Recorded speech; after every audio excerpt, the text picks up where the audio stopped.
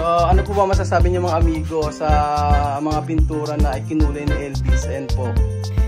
Ay, mga marites! Ulit.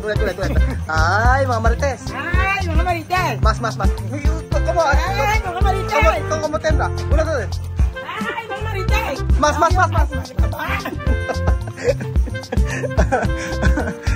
Mainit na tanghali po sa inyo mga amigo. Kumusta po ang bawat isa? So may pupuntahan po tayo at nandun si Elvis eh. So meron po tayong bibili na gamit para kay Elvis. Yan, sumusuba si Kuya Raul sa kainitan. Kung gusto ko raw makita kung ano yung paano ginagawa. Ayan. So ayan, lakarin lang naman mga amigo. Malapit lang din sila kila Tia Cesa.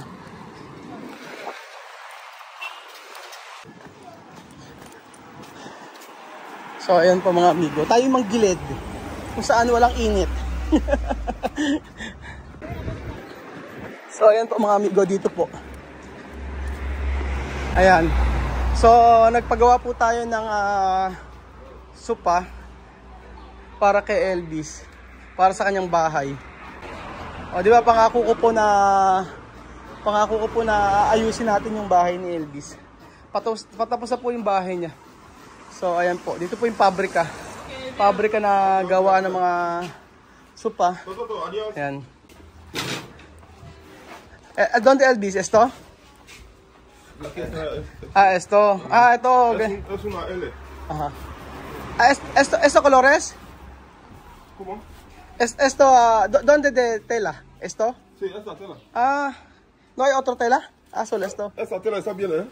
Pero yung tela maitim. Eso como tela es como cuero. Eso cuesta más que tela.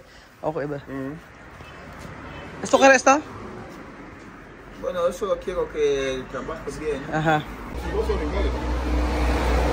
Mas maganda raw yung tela nito kaysa dito. So, ayan. ¿Cuándo va a terminar esto? Eso puede acabar mañana por la tarde. Hasta mañana por la tarde? Aha. Mismo. Ganito raw ang katatapusan nito. Ayan. Otro color porque Oh, ¿qué color está bien, Kuya Raúl? ¿Qué color hay que mirar bien el color que está bien. Si es azul. Kaya tanong sa akin kung ano mas maganda. Sabi ko ito maganda to oh. Ganitong kulay. Ganito rin katatapusan niya. Pero ito, ayan. Yo anhelaría que sea una cosa.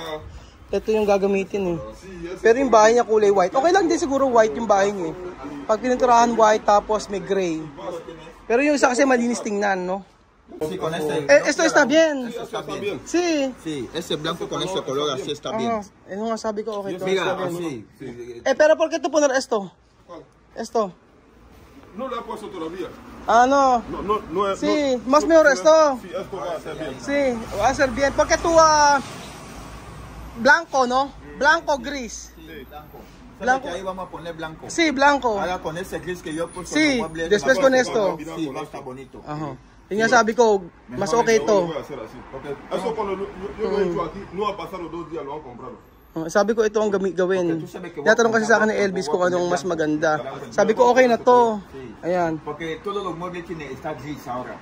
Ahora las paredes lo voy a pintar todo. Yung bahay niya kasi kulay gray, tapos may white, Más este, tapos ito. este blanco de leche que tiene ahí, más este como gris. Va a ser una buena Sí, va a ser una buena. Puede empezar, ¿eh? Mas maganda nga to kung ito ang gagamitin. Sí, mejor así. So, pinuntahan ko po dahil babayaran ko po yung ano. Mas maganda kasi pagka pinagawa lang. Medyo mas mura po mga amigo. Ayan. Mas mura magpagawa kaysa po yung bumili. Kasi sa mall sa pinaka-mall, sa amin, ang presyo po sobrang mahal. Nasa 35, 40,000, ganun po. Pagka nagpagawa ka, nasa 20 lang mga ganun. Okay na yun. Tapos, yung sa mall, kagaya sa amin, sa may Sala Muebles, sobrang mahal. Tsaka hindi ka maka-discount ka. Mahal pa rin kahit may discount. Kaya, tama yung suggestion sa akin na Elvis na dito na lang daw magpagawa. Ito yung gagawin po mga amigo. Ayan. So, kailangan na lang ay, lalagyan na lang ng tela. So, sabi bukas daw lalagyan, tapos hanggang bukas daw matatapos. Yung mga ganito po. Ayan. Ayun. 12, ano to? 250 raw po mga amigo. 250,000 o 25,000. Ayan. So, ganyan nga mga presyuhan. Mas mura na po yan mga amigo kaysa po kaysa bumili ka sa ano, sa mga mall dito. Okay na ang presyo. Parang halos ganun din yata sa Pilipinas. Ayan. So, sila mag-isang gumagawa, ano? O, ayan. Maganda retailer na to.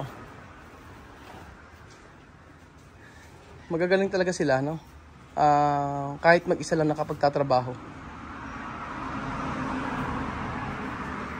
Negosyo talaga kailangan dito, no? Pagka meron kang skills sa mga ganito, talaga pwede kang magnegosyo. So ayan po mga amigo, abangan natin yung magiging sopa nila Elvis. Yan. At babalikan ko po bukas mga amigo. Babalikan ko po bukas mga amigo kung paano ginagawa. Kasi bibili pa daw siya ng bibili pa daw siya ng mga materyales. Kasi pinalitan yung kulay. Ang binili kasi niya, ito. Ngayon, nagbago isip. Buti pumayag eh. Ito ilalagay. Mas maganda yung isa na nasa telepono kanina. So, binayaran ko yung binayaran ko na para kinukuha ko yung yung faktura o resibo. Para bukas babalikan ko na lang kasama si Elvis. Meron pa ng kala ko nagkatrabaho lang siya mag-isa. Meron daw na dalawang katulong na hindi naman pumasok. Kaya sabi niya hindi matatapos ngayon to. Kaya bukas na lang daw niya gagawin. Tapos kinumpleto na yung bayad kasi down lang muna. Tapos sabi niya para matapos na bayaran na lahat. Sabi ni Elvis ayan, yung resibo, kunin yung resibo. Siyempre para may katibayan. Baka mamaya siyempre magbabayad ka tapos kukumpletuhin mo yung bayad. Pagkayari hindi matatapos. So ayan po mga amigo. Nandito na po tayo. Papakita ko po sa inyo yung mga nagawa sa bahay ni Elvis. Buenas tardes. Ayan si Samidi.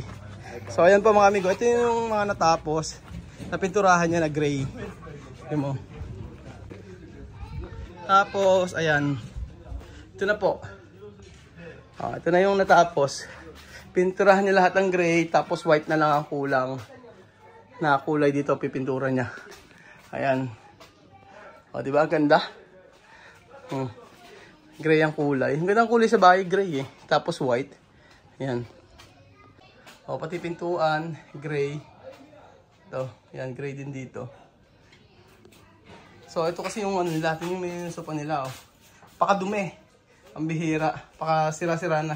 Kaya sabi ko mas maganda na bago yung gamit na sopa ilagay dito. May electric pa naman siya. Grabe ang init eh. Gray ang kinulay niya rito. Tapos yan, yung mga gamit niya rin dito, gray din. Di ba? Tapos white na lang. Kaya esto, hindi siyang gamit dito. Mga gamit ni Elvis. Yan. Galing ah. Siya lang gumawa lahat nito. Tapos nilagyan niya na ng harang na plywood. Tapos na. Di ba? Nakakatuwa. Di ba? Nakakatuwa. Meron tayong ambag dito sa may bahay ni Elvis. Meron tayong nagawa.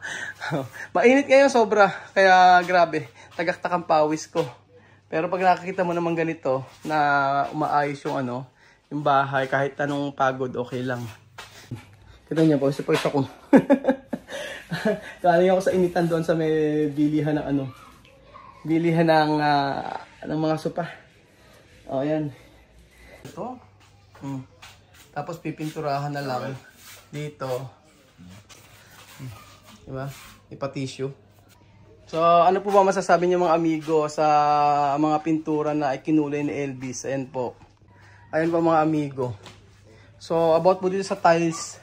Ang sabi ni Elvis kapag na lang kumita siya ng marami sa pagtitinda, yun ang gagamitin niya. Kasi sobra-sobra na raw yung ibinigay natin. At hindi daw biro yung yung pagpapagawa ng sopa. Tapos ayan yung mga plywood. Kasi yung last po bumili plywood, kulang po yun. So bumili pa kami dito. Tapos ngayon yung pintura, bibili pa. Kaya sabi ni Elvis saka na itong tiles. Saka na daw yung tiles. Ang mahalaga lang eh mapinturahan lahat ng gilid na to. So by Monday mag-start siya magpintura. Kasi busy rin po siya sa pagtitinda mga amigo. Diba? Pero at least mga amigo, ayan, napakaganda po ng kinalabasan para sa akin. Ganyang kulay ang maganda. Tapos white. Tapos yung taas white din. O diba?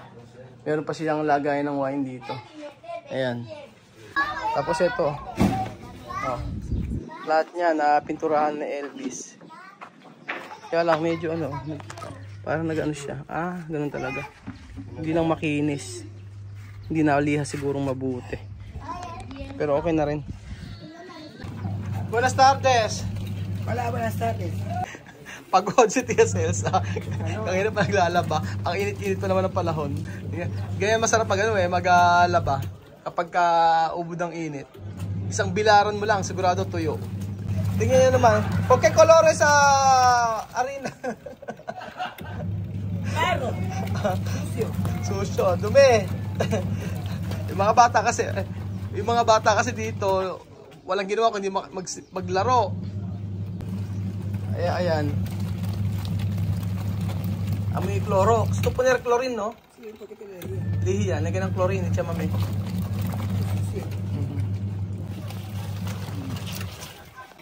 Ay, mga marites.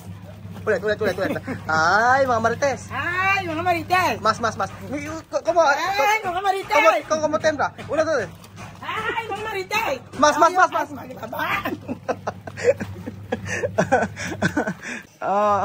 Ayaw maglaba mga amigo. Kala ko mahinang-mahina ng katawan ni Tia Celsa pero hindi pala mga amigo. Ayan. Laba pa more. Galito, maglaba. Con mano, no? Galito, maglaba. Ganito maglaba.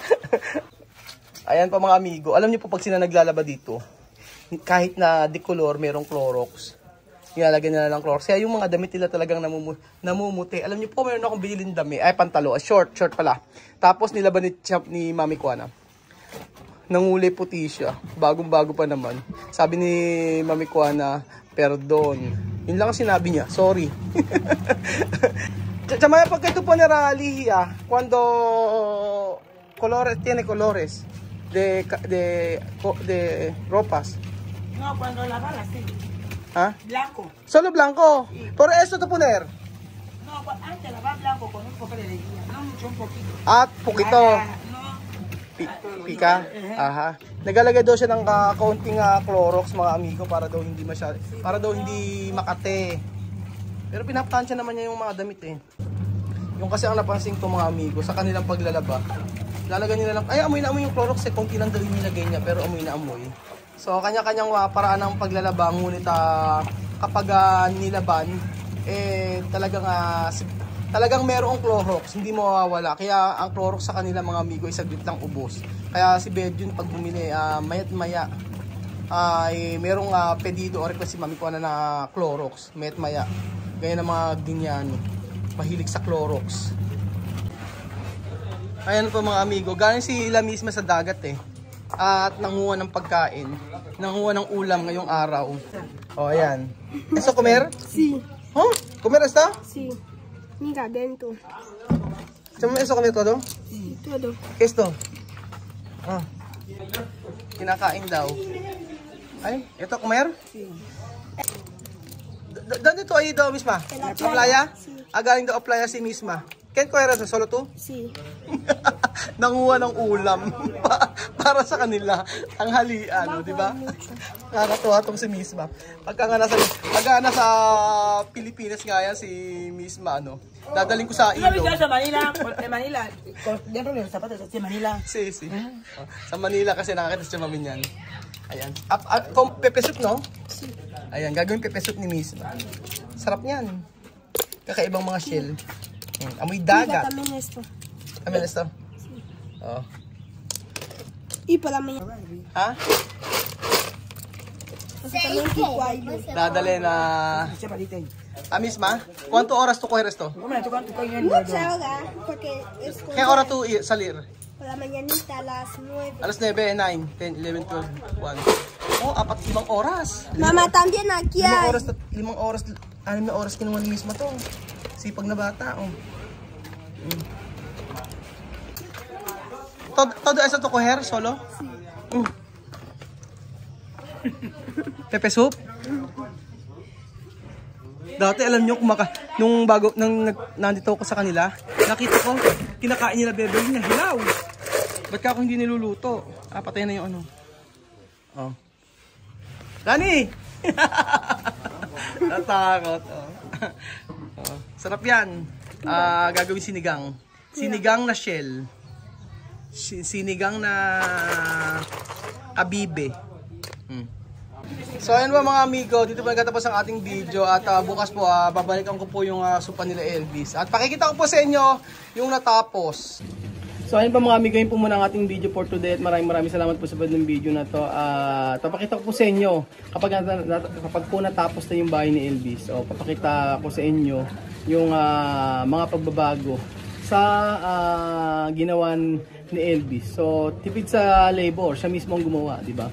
So ayun po, comment down below po mga amigo kung ano po ang maisasuggest nyo sa bahay ni Elvis at ano pa ang pwede natin gawin. So ayun po. Kayaan po muna si Tia Mami na maglaba at busy ang inyong tiyahin. Salamat po mga kababayan ko at ayan, God bless po. Share nyo po ang ating video mga amigo. Salamat po sa walang sawa nyo pong pagsuporta sa amin. God bless.